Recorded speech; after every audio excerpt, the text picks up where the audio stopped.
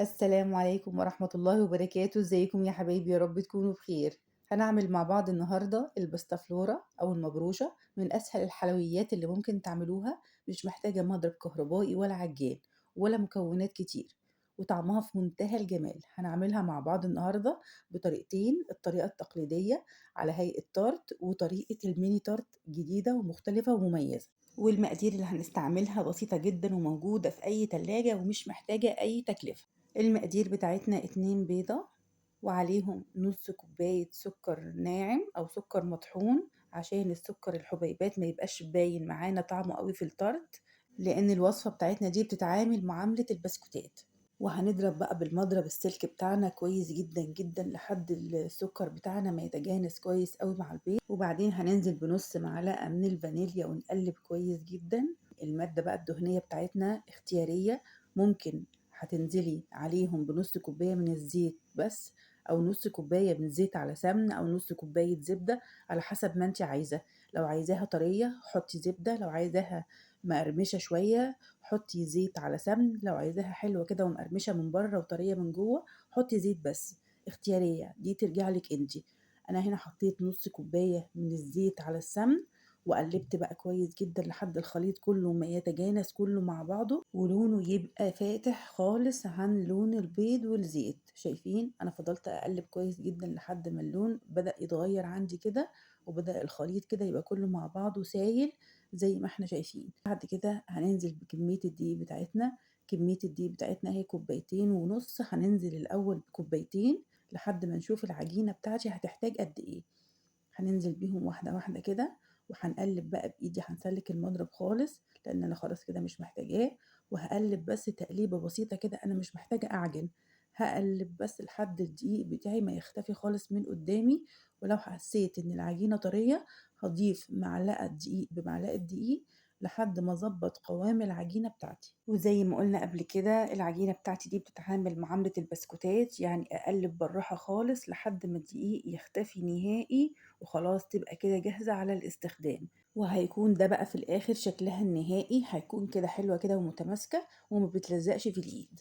وهقسمها بقى بعد كده على جزئين زي ما قلنا، جزء هعمله تارت والجزء التاني هعمله ميني تارت. هحطها بقى في التلاجة شوية، واحضر القالب بتاعي بتاع التارت واجهزه، وانزل عليه بنقطة صغيرة من الزيت، وادهنه دهنة كويسة من كل الحروف كده وكل الجوانب. وانزل عليه بنص العجينة بتاعتي، بس اكون شايلة منها حتة صغيرة جدا، دي اللي هشكل بيها الوش بتاعي. وهفرد العجينة بقى اللي معايا كويس جدا في كل الجوانب بتاعة القالب بتاعي، واتأكد كويس ان كلها سوا واحد كده، ومفيش مناطق رقيقة ولا مناطق تخينة، كلها اسويها نفس السوا. وابقى حريصة ان انا ارفع العجين بتاعي على الطروف علشان المربى بتاعتي ما تقعش بره وتتحرق، ويبقى طعم التارت بتاعي متغير. بالطريقة كده دي زي ما احنا شايفين خلاص انا سويتها كلها كده بالكامل. وبعد كده هنزل بالمربى. انا استخدمت هنا مربى الفراولة، واحنا عاملين مربى الفراولة قبل كده بطريقة متقنة جدا، هسيب لكم اللينك بتاعها تحت في الوصف. وهفرد بقى المربى بتاعتي كلها في التارت كده زي ما احنا شايفين، وهسويها. وابقى حريصة ان انا مزودش حجم المربى قوي علشان ما اضطريش التارت بتاعي، ولا اقللها قوي بحيث انها تنشف معايا في الفرن. زي ما احنا شايفين كده اخليها وسط، ولا كتير ولا قليل. وممكن يا بنات نستخدم اي مربى تانية، بس شرط لازم تكون بيوريه زي المشمش او الفراولة او البرتقان، بس تكون لازم تكون بيوريه، ما ينفعش تكون قطعة. هاخد بقى القطعة اللي انا سبتها بره، اللي انا قطعتها من النص الاولاني اللي انا استخدمته في التارت، وهفردها بقى على مفرش التقطيع بتاعي، بس بسمك تخين. انا مش عايزاها رقيقة علشان اعرف اطلعها كويس من على مفرش التقطيع وما تلزقش معايا وتبقى صعبة وتتقطع. انا استخدمت القطاعة دي اللي انا بستخدمها في القراقيش عشان تعمل معايا شرشرة وتبقى شكلها كويس وظريف ومختلف. هننزل بقى بالراحة على التارت بتاعنا بقطعة قطعة كده بالطول بالراحة كده، عشان ما تتقطعش مننا وما تتبهدلش. الوش بقى ده وتزيين الوش دي حاجة ترجع لك انت، عايزة تعمليها خطوط بالطول، خطوط بالعرض، سمبوكسات، قلوب، دواير.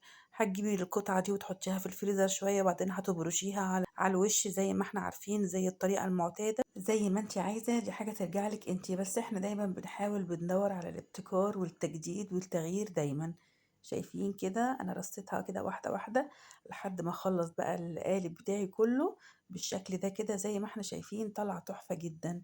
هدخله بقى الفرن على درجة حرارة 180 على الشبكة على الرف الأوسط لمدة ربع ساعة، وما زودش أكتر من كده عشان الطرت بتاعي ما ينشفش مني ويبقى طعمه مش حلو.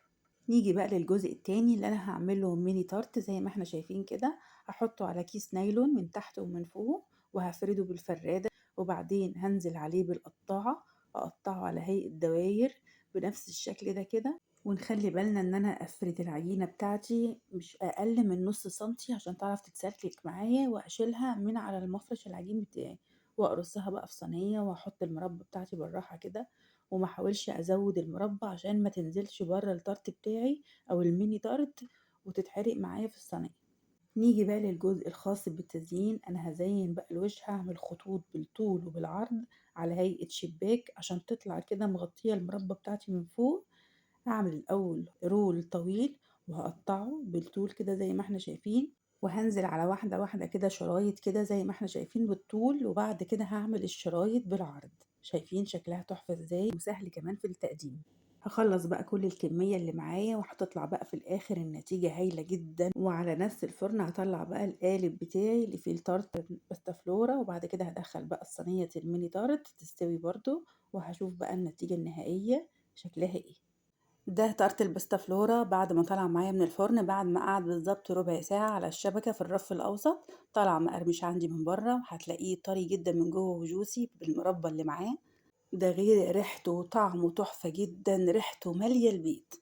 شايفين الشكل عامل ازاي متماسك جدا، والتقطيعة بتقطيعتها ولا اتكسرت ولا اتهرت ولا اتفرفتت، كل قطعة تمام متماسكة تقدري تقدميها بشكل جميل جدا.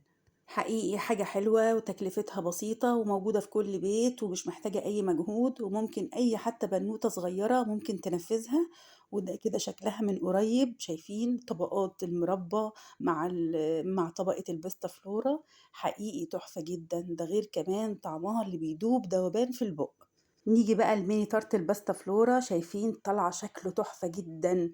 لازم نبتكر ونجدد ونطور من أي حاجة ممكن احنا شايفينها تقليدية، وأي مقادير لأي حاجة تقليدية عشان تطلع بشكل حلو ومختلف عشان تعجب ولادك. وانتي كمان كست بيت شاطرة تحسي فعلا ان كل حاجة بتعمليها فيها إنجاز.